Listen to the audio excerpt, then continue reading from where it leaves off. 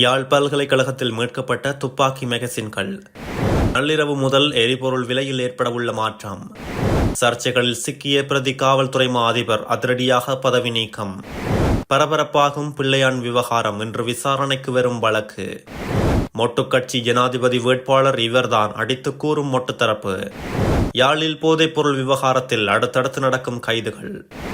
யாழ்ப்பாண பல்கலைக்கழக வளாகத்தில் 2 மெகசின்களும் வயர்களும் அடையாளம் காணப்பட்டுள்ளதாக தகவல் வெளியாகியுள்ளது. யாழ் பல்கலைக்கழக நூலகத்தின் மேல்புறத்தில் இவை மறைத்து வைக்கப்பட்டிருந்ததாக தெரிவிக்கப்பட்டுள்ளது.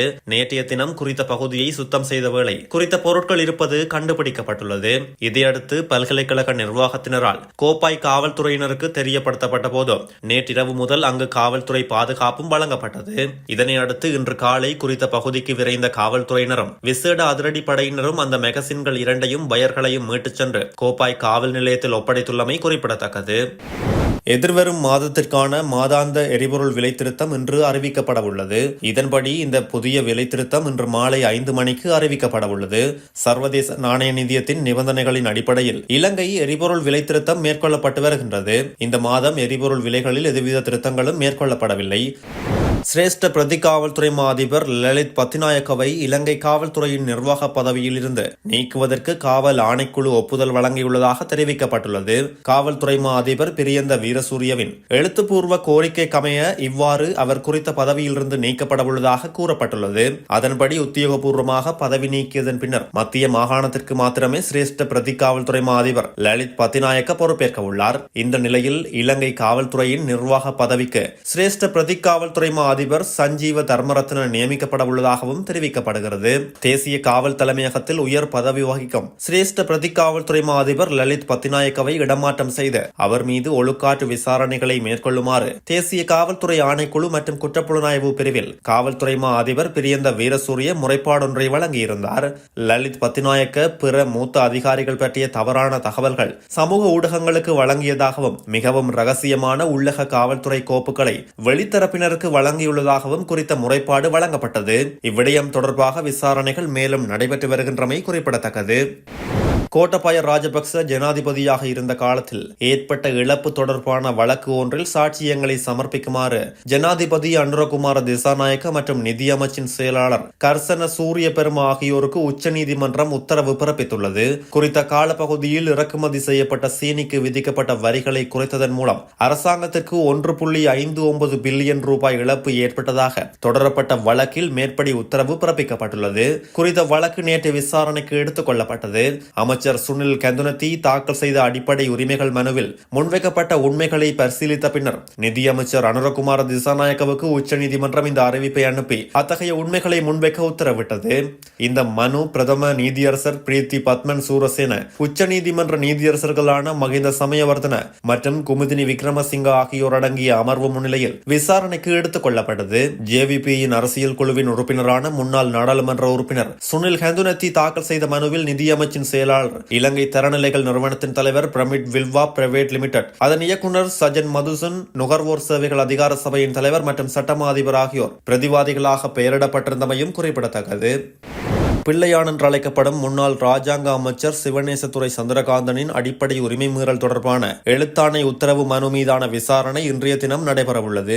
இதன் நிமித்தம் பிள்ளையானின் சட்டத்தரணியான முன்னாள் அமைச்சர் உதய கமன்பில நேற்று குற்றப்புலனாய்வு திணைக்களத்துக்கு சென்று பிள்ளையானை சந்தித்தார். இதன்போது வழக்கு தொடர்பாக அவருடன் கலந்துரையாடியுள்ளார் என்று உதய கமன்பில குறிப்பிட்டுள்ளார். உயிர்த்த ஞாயிறு தாக்குதல் தொடர்பில் பிள்ளையான் தடுத்து வைக்கப்பட்டுள்ளார் என்று அரசாங்கம் தெரிவித்து வருகிறது. எனினும் 2006ஆம் ஆண்டு கிழக்கு மாகாண பல்கலைக்கழகத்தில் துணைவேந்தர் பேராசிரியர் சிவசுப்பிரமணியம் ரவீந்திரநாத் காணாமல் ஆக்கப்பட்டமை தொடர்பிலேயே இவருக்கு எதிராக வழக்கு தாக்கல் செய்யப்பட்டுள்ளது. இவ்வாறு காணாமல் போயிருக்கும் பேராசிரியர் யார் என்பது கூட பிள்ளையானுக்கு தெரியாது என உதய கமன்பில தெரிவித்துள்ளார். இந்த நிலையில் தான் கைது செய்யப்பட்டு தடுத்து வைக்கப்பட்டுள்ளமையில் எவ்வித அடிப்படையும் இல்லை எனவும் இதனூடாக தனது உரிமை மீறப்பட்டுள்ளது என்று அறிவித்து உத்தரவிடுமாறு கோரி பிள்ளையான் தாக்கல் செய்த எழுத்தாணை மனு இன்று உயர்நீதிமன்றத்தில் விசாரணைக்கு எடுத்துக் கொள்ளப்பட உள்ளது. எதிர்வரும் 2029 ஆண்டில் ஜனாதிபதி தேர்தல் நடைபெறும் பட்சத்தில் ஸ்ரீலங்கா பொதுஜன பெரமுன கட்சியின் சார்பில் நாமல் ராஜபக்சவே வேட்பாளராக களமிறங்குவார் என முன்னாள் ராஜாங்க அமைச்சர் லக்ஷ்மன் யாப்ப அபேவர்த்தன தெரிவித்துள்ளார். தற்போதைய சூழ்நிலையில் எமது கட்சியில் அவரே சிறந்த வேட்பாளராக உள்ளார் என லக்ஷ்மன் யாப்ப அபேவர்த்தன தெரிவித்துள்ளார். அடுத்த ஜனாதிபதி தேர்தல் தொடர்பில் ஊடகங்களிடம் கருத்து வெளியிடும் போதே அவர் மேற்கண்டவாறு தெரிவித்துள்ளார். மேலும் தெரிவிக்கையில், ஜனாதிபதி தேர்தலுக்கு இன்னும் காலம் உள்ளது. சவாலை ஏற்கக்கூடிய தலைவருக்கே நாட்டு மக்கள் ஆதரவு கொடுப்பார்கள். கட்சிகளும் இத்தகைய தலைவரையே ஆதரிக்கும். கடந்த முறை நெருக்கடியான சூழ்நிலையில் நாமல் ராஜபக்ச போட்டியிட்டார். எமது கட்சியில் தற்போது உள்ள சிறந்த வேட்பாளர் தான் நாமல் ராஜபக்ச.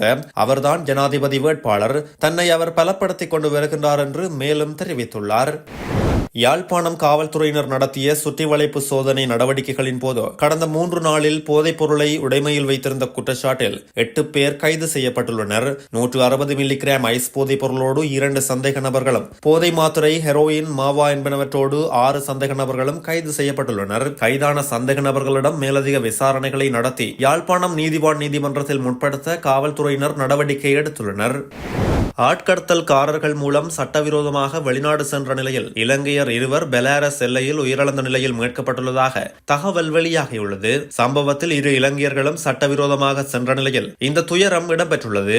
மேலும் தெரிய வருகையில், குறித்த 2 பெலாரஸ் நாட்டின் எல்லைப் பகுதியில் உள்ள அடர்காட்டு பகுதியில் விலங்குகள் நுழையும் பகுதிக்குள் மற்றைய நாட்டுக்குள் நுழைய முற்பட்ட போது உயிரிழந்த நிலையில் மீட்கப்பட்டுள்ளதாக தெரிவிக்கப்பட்டுள்ளது. பெலாரஸ் லாட்வியா எல்லைக்கு அருகில் இலங்கையிலிருந்து குடியேறிய ஒருவரின் உடல் கண்டுபிடிக்கப்பட்டதாக அந்த நாட்டு மாநில எல்லைக்குழு தெரிவித்தது.